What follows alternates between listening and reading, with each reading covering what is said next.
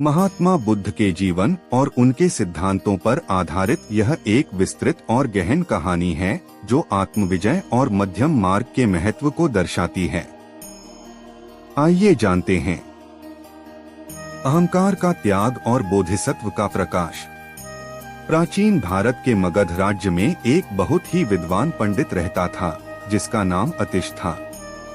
अतिश को शास्त्रों का इतना गहरा ज्ञान था कि उसे अपने तर्क और बुद्धि पर बहुत अहंकार हो गया था। वह पूरे आर्यावर्त में घूम घूम कर विद्वानों को शास्त्रार्थ वाद विवाद में हराता था। उसके पीछे शिष्यों की एक लंबी कतार चलती थी और वह जहाँ भी जाता लोग उसके डर से चुप हो जाते थे। एक दिन अतिश को पता चला कि कपिलवस्तु के राजकुमार सिद्धार्थ, जो अब बुद्ध कहलाते हैं, पास के ही एक उपवन में ठहरे हुए हैं। अतिश ने सोचा, लोग इस सन्यासी की इतनी प्रशंसा क्यों करते हैं? मैं आज जाकर उसे शास्त्रार्थ में हराऊंगा और सिद्ध कर दूंगा कि कोरा ज्ञान ही सर्वोपरि है। बुद्ध से भेंट। अतिश अपने सैकड़ों शिष्यों के साथ बुद्ध के शिविर में पहुंचा। वहां का वातावरण अत्यंत शांत था। बुद्ध एक वट वृक्ष के नीचे बैठे थे। उनके चेहरे पर एक ऐसी अलौकिक शांति और तेज था जो अतिश ने पहले कभी नहीं देखा था।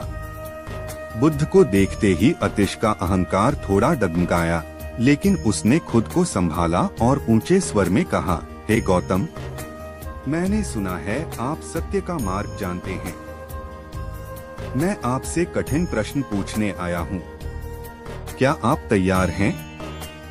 बुद्ध ने अपनी आंखें खोली और बड़ी करुणा भरी मुस्कान के साथ कहा, मित्र, तुम बहुत दूर से आए लगते हो। तुम्हारे माथे पर पसीना है और तुम्हारी सांसों में उत्तेजना है। पहले विश्राम करो, जल ग्रहण करो। जब तुम्हारा चित्त शांत हो जाए तब हम बात करेंगे। अतिश को लगा कि बुद्ध डर गए हैं। उसने कहा, नहीं, मुझे विश्राम की आवश्यकता नहीं, मुझे उत्तर चाहिए। बुद्ध ने शांति से कहा, ठीक है, लेकिन मेरी एक शर्त है। तुम्हें 1 वर्ष तक पूर्ण मौन धारण करना होगा। 1 वर्ष के बाद तुम जो भी पूछोगे मैं उसका उत्तर दूंगा। अतिश को लगा कि यह एक चुनौती है। उसने स्वीकार कर लिया और वहीं एक कोने में बैठकर मौन साधना शुरू कर दी। मौन की शक्ति और आत्म साक्षात्कार। शुरुआत में अतिश का मन बहुत विचलित रहा। वह मन ही मन तर्क वितर्क करता, बुद्ध की आलोचना करता और अपने ज्ञान को याद करता। लेकिन जैसे जैसे महीने बीतते गए, बाहर का शोर कम होने लगा। जब शब्द खत्म हुए तो उसके भीतर के विचार भी धीरे धीरे शांत होने लगे। वह केवल प्रकृति को देखता, पत्तों का गिरना, बहती हुई नदी और बुद्ध की शांत मुद्रा। 1 वर्ष बीत गया। बुद्ध अतिश के पास आए और बोले, पुत्र, अब तुम अपने प्रश्न पूछ सकते हो। अतिश बुद्ध के चरणों में गिर पड़ा और उसकी आंखों से आंसू बहने लगे। उसने कहा, भगवान, अब मेरे पास कोई प्रश्न नहीं बचा है। जिस सत्य को मैं शब्दों में खोज रहा था वह मौन में मिल गया। मुझे समझ आ गया कि ज्ञान केवल सूचनाओं को इकट्ठा करना नहीं, बल्कि स्वयं को जानना है। बुद्ध का उपदेश मध्यम मार्ग। बुद्ध ने तब वहां उपस्थित सभी लोगों को एक महत्वपूर्ण उपदेश दिया। उन्होंने कहा, जीवन एक वीणा के तारों की तरह है।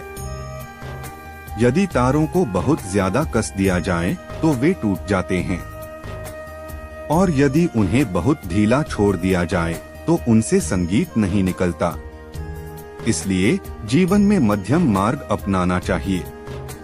उन्होंने समझाया कि न तो अत्यधिक भोग विलास सही है और न ही शरीर को अत्यधिक कष्ट देना।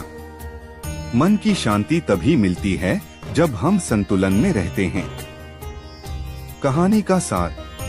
अहंकार का अंत केवल किताबी ज्ञान इंसान को अहंकारी बनाता है, जबकि अनुभव उसे विनम्र बनाता है।